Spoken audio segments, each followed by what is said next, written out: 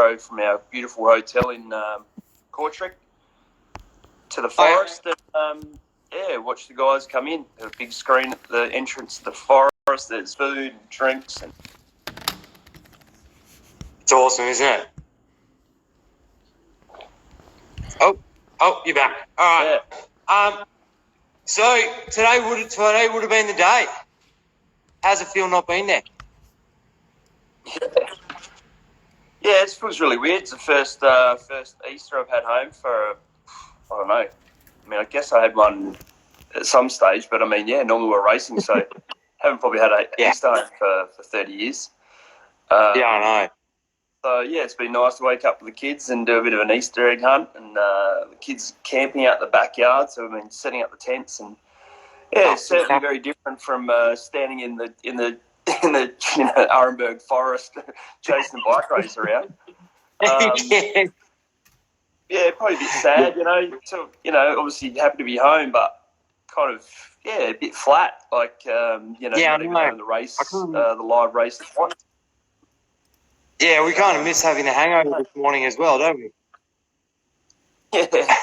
Well, I mean, it's just a great weekend up in Europe. We normally did the Tour of Flanders, obviously, last weekend, and then Roubaix, and it's just as a cycling fan, it's got to be the best week. I mean, being over in Belgium for Flanders, we have a cracking spot. We take our clients up on the Quaremont.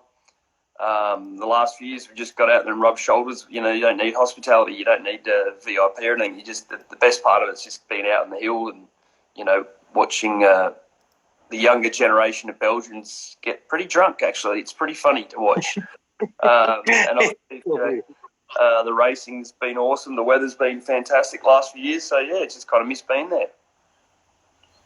Yeah, I know. It is a shame, unfortunately. So I thought we'd just run through a bit. I know you've had a chat with Keno and Tomo and a number of others, but a few of our fans, and your fans in particular, have asked a couple of questions that I thought we'd run through if you've got a spare few seconds. So, first up, 2007, obviously, that was the big year. You won that rock that sits behind you somewhere. There it is, down at the bottom. There it is. How'd you escape that group? Like, how on earth did you get out all on your own? Run us through that moment that you got away. Yeah, so I mean, the whole race had just gone really well according to plan the whole day. It's not often you start off with a meeting, the team meeting in the bus, and then actually everything happens. So very rarely that happens. So my job was getting the break with a couple of others. Ended up being three of us: Matty Breschel, Luke Roberts, and myself. So there's a group of like 30 riders. So we actually were away the whole day, and then.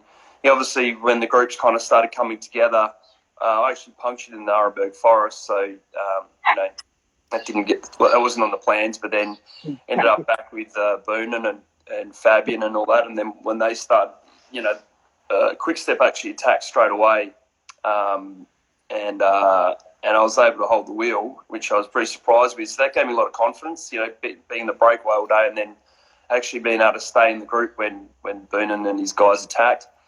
It was really hot that day, 27 degrees. Fabian wasn't feeling that great. He kind of gave me the green light to go. So that's just as we were having a chat, Roger Hammond and Stefan Vestman attacked, and I just hopped on the back of them. And because I had a couple of guys in the break, I didn't have to work. So I got a free tow across to the group, and then pretty much as soon as they made the junction, it was just like a bit of a killer instinct, time to go. And, put in an attack and managed to hang on. Nice. And then, so who was in that front group with you? Oh, mate, geez, pushing it now. I can't remember.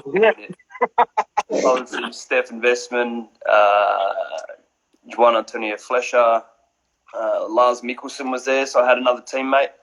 And that was an interesting story, actually, because that was Lars's last race. He was on an absolute mission. So he was just attacking like out of control.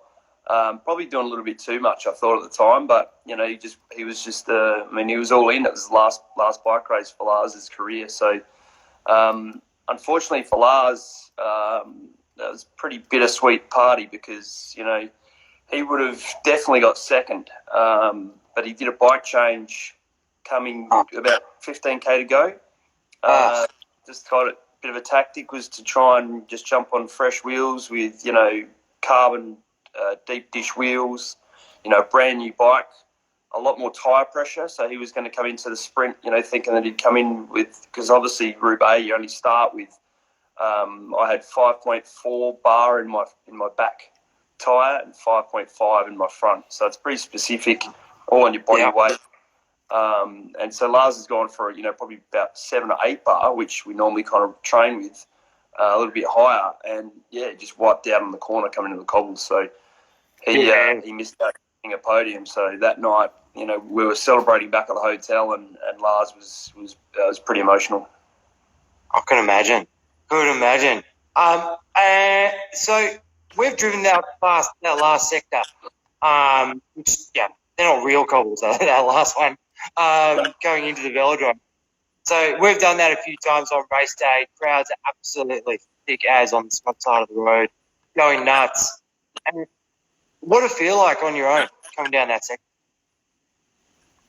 Yeah, it's pretty good, I've got to say. Just not having to worry about sprinting against anyone, just kind of, I guess, trying to take it all in, trying to tell myself this is actually happening. It was like, you hear people say they're having an out-of-body experience. Well, it really was like that. It was, I guess, the pain, the noise, everything that's going on in your mind, and the realisation that you're actually going to win this race.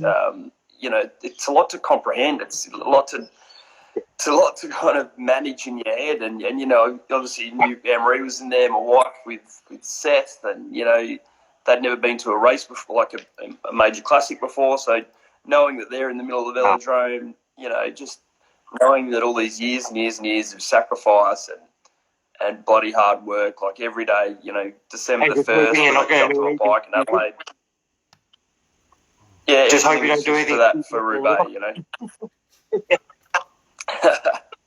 Yeah, I was thinking that. I thought, because, obviously it was so dusty, and I was just trying to make sure I didn't slide out when you come into the velodrome. That's happened in the past. There's a cracking photo way back in the day where 3 guys actually came into the velodrome and they're all crashing.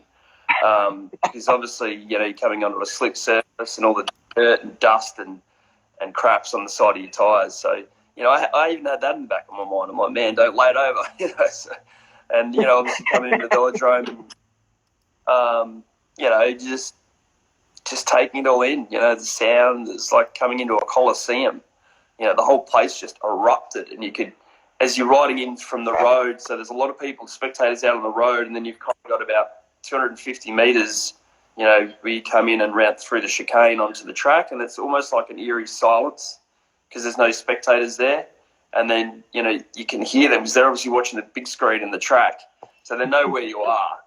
And they've also got the helicopters, so they kind of, and then as soon as you come into that corner, the whole place just erupted. It was nuts. Wow. So how does it compare with that long list of Palmares that you've got?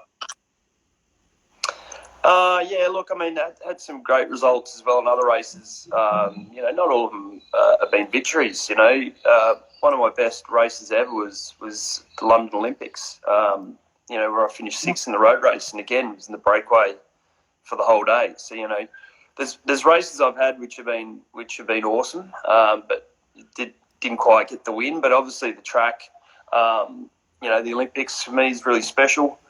Kind of spent my whole life chasing Olympic gold medal, and to finally kind of tick that box back in 2004 with Brownie, the Madison. That the track, riding a track race and Roubaix is just 2 different sports.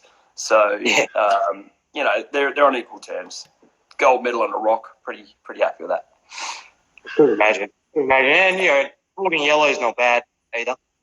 Yeah, that as well. Winning the team's time trial, wearing the yellow jersey in 2000. When was that? 2001. With Jens and Thor Hushoft and a bunch of mates like Bobby Ulick, also Jonathan Waters, Chris Jenner.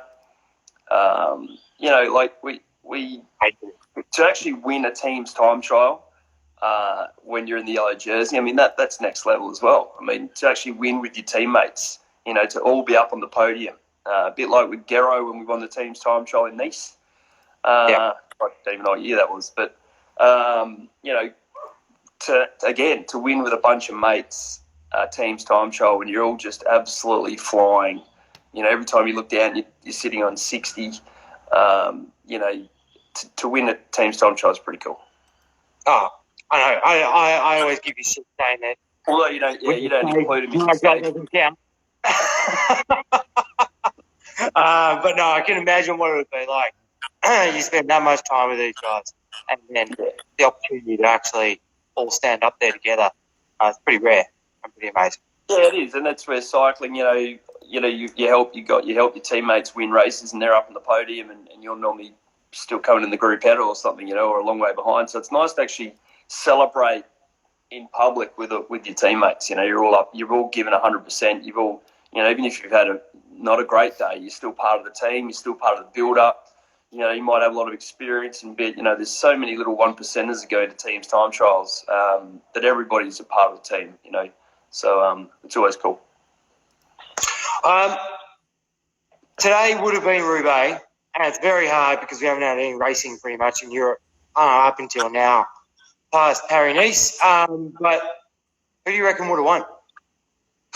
It's a good question, Marcel. Who would have won Roubaix? Man, that's a tough one. I've been saying Stibar for about 3 or 4 years, so I'm going to throw it on him. He's certainly got the qualities needed. You've got to have a strong team. It can't just be a one-man team. You've got to have multiple possibilities so that the other teams then have to chase that dangerous rider down. So you can't kind of bank it just on one person, and that's why Quick-Step have been so successful in the past. Patrick Lefebvre's a master of building teams where there's not one option. There's every rider in that team could potentially win. It's about having possibilities coming into the final. I'll go for Stibar. Why not? So just on that, when you're coming up against a team like Quick-Step or back in the day, you were part of that team in CSC. How hard is it to race against that, and to build a strategy around that? Yeah, it is. It's really hard. I remember when I was in Credit Agricole, when I saw CSC riding past, Bjarne again was probably the best director I'd ever worked with. He had this capability of getting 8 or 9 riders to work together for an outcome. But, even when they stopped to go to the toilet, the whole team stopped. They were just this one moving mass. And when they all came past, it was like, far out, here they come. And they scared you. You kind of won the race before you'd even started. And I looked up to that. I love the real military kind of style of teamwork. And, if you've got a job to do, you do the job. If you don't, there was a couple of teams I raced with where, you're racing against your teammates in the tour. I've got a teammate, behind me trying to get a top 10 result, so he gets his name on the screen. So it was good to be in a team where, everyone was just fully focused, and you weren't always on a good day. If you're having a bad day, you had to let the team know as well, because then they could, change the tactics. Doesn't it? There's a lot going on, man. There's a lot going on. So, that's why Roubaix is so cool. Tour of Flanders, to a lesser extent. Tour of Flanders still, the strongest guy always wins. Where Roubaix, it throws up a Service Knaven or, myself every now and then. Matty Heyman, even though you've got the big champions in there a lot of the time, like we saw Boone and, against Heyman. He was just doing too much work, and then that would have cost him in the final. But, sometimes guys get a bit overconfident. We've all seen it, we've all done it. But, sometimes you can lose a race by just being too aggressive. So, onto that, just one last little question. You raced with arguably got one of the best classics riders of all time next to Eddie Murphy, Fabian Cancellara. And then you also, one of your good mates you were racing against, and you were part of the era of Cancellara v. Boonen. What was it like being in that, in what everyone says is the greatest rivalry in classics history? Yeah, certainly up there. Tom was just a machine. Fabian was the same. They had an aura when they came to the classics. They knew they were strong. They knew they were, you knew you were up against it. And it was just a great battle to be a part of.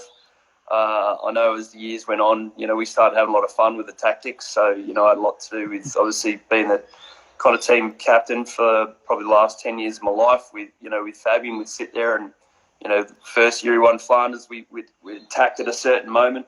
The next year everyone thought we're going to do it in the same climb. We'd go one climb earlier. And then the next year we'd go two climbs earlier. Or everyone was waiting for us to, it's just, you're just kind of messing with everyone. You're just playing around with them. Because, when you have control in those races, then you own the race, So it was always a bit of a race to take control of the peloton. But if you did it too early, all of a sudden you're going to be, down 4 or 5 riders. And then you would counter-attack. So it was just finding that key moment in the race where, so you take control before a climb, or over the top of a climb on the downhill, get everyone together. And then as the road gets smaller, then you could go in and block it. And you could actually take out a lot of guys just by blocking the road and riding, using slow tactics on a climb. And then as we got the rest of the climb, then we'd attack. So, everyone's strung out. There's still guys braking as we're attacking over the top. So a lot of things went on behind the scenes like that as well. Bloody awesome. So we're obviously going to have a bit of a chat with Fab later on today, I believe, so we can get into a bit more detail around that. Happy Easter. Hope you haven't eaten too much chocolate this morning. Have fun with the kids, and if you can find a Belgian beer in the fridge, pop it open after 12. That's a good idea, actually. I haven't got any of them, but, might have to go on a bit of an Easter egg, a beer hunt myself. Thanks very much. And, I'll be hopefully chatting with Fabian, a bit later on today. So keep your eyes out. Thanks. Happy Easter, guys. Awesome. Easy. Thanks, mate. See ya. See you, mate.